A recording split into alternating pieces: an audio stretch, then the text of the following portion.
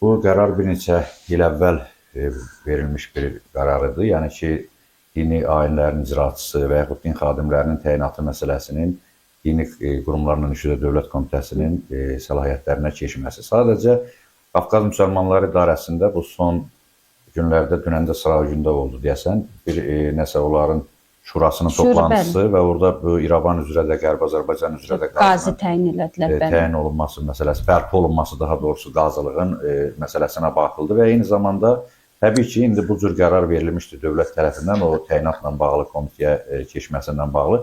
Bunu da Qafqaz Müsəlmanları İdarəsinin ola bilsin ki, indi o yığıncağında demək öz əsasnamələrində, nizamnamələrində onu nəzərə alıb müvafiq dəyişikliklər olmalı. Bu da təbiidir. Yəni o mən alqışlayıram. Qafqaz Müsəlmanları İdarəsi uzun müddətdir ki, islahatlardan kənar, belə deyək, bir yeniliklərə açıq olmayan bir qurum kimi təqdim olunurdu. Amma bu son dönəmlərdə bunların aktivləşməsi, bax bu cür məsələləri kadr dəyişikliyinin olması, hətta yeni müavin də təyin olundu Şeyx Həzrətlərinə.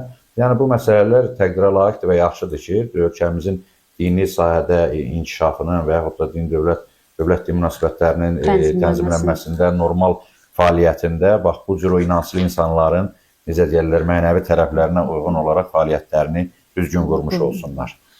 Demək, dini qurumlarla iş üzrə Dövlət Komitəsinin fəaliyyəti bugün həqiqətən də təqdirə layiqdir. Bunu bu cür qiymətləndirmək lazımdır.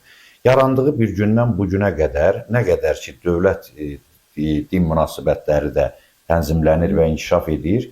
Qafqaz Müsəlmanları İdarəsində eyni zamanda ki, bizim din dövlətdən ayrıdır. Yəni, müəyyən məsələlər var ki, artıq orada dövlətin o işlərə müdaxilə etməsi, tutaq ki, şəriət qaydaları, insanların inancları, ayinlərin icra edilməsi, bu məsələləri dövlət tənzimləyəsi deyil ki, bu kimi işləri, bax, bu qazılıqdır, bu din xadimlərinin fəaliyyətidir, tutaq ki, ayinlərin forması, üsulu, nə bilim, onların siyasətə qarışmaması, onların ancaq dini çərçivədə öz həyata keçirilməsi məsələlərini Qafqaz Müsəlmanları İdarəsi tənzimləyir.